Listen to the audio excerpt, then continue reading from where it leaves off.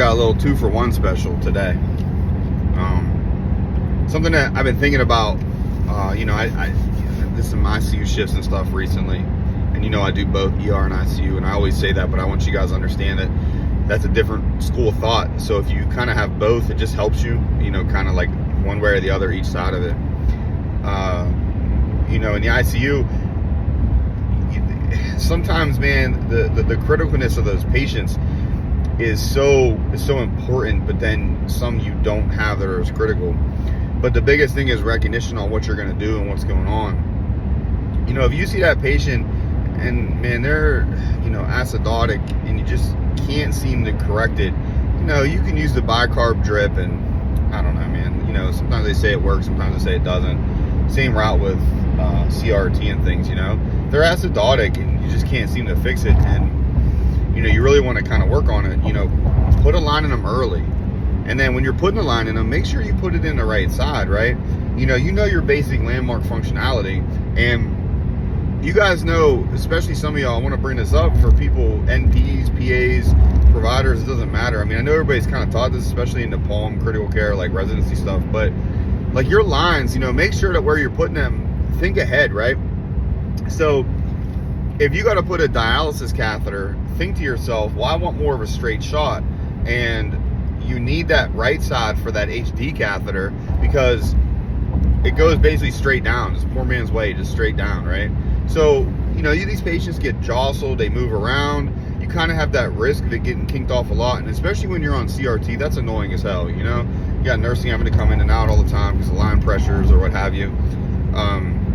So just kind of think about that, and think that, well, I could put a dual HD with a port. Cool, okay, well then you got an extra line for an IV if you want just to have it. And think to yourself, as much as you put in lines, and a lot of us are right-handed, so we focus on that right side, think about doing left-sided triple lumens all the time.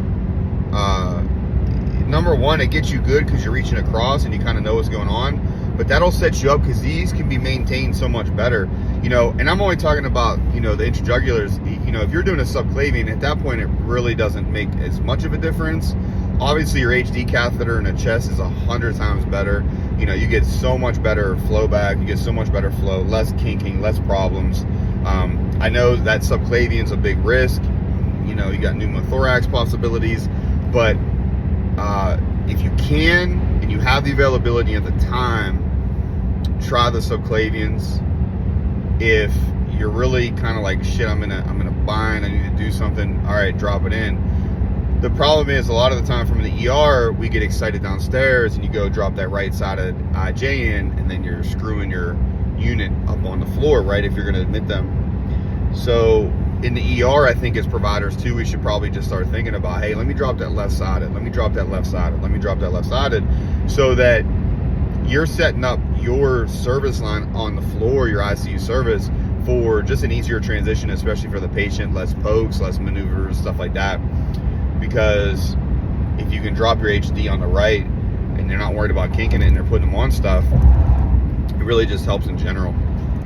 They don't have missing time on the machine, what have you, just all kinds of stuff. And remember your lengths. I think a lot of people forget you can't drop a fucking 20, in the side of the right side, bang, being their fucking bladder by the time you're done. Try to drop shoulders if you can, kind of judge your measurements. I think a lot of time we just forget that, we bury it and call it a day, and then if you got to pull it out, you got this fucking curly Q on the side of your neck because you put a fucking 20 in. So just little tidbits like that, I think that's kind of important to know, that we don't really talk about as services a lot, especially depending with a lot of practitioners.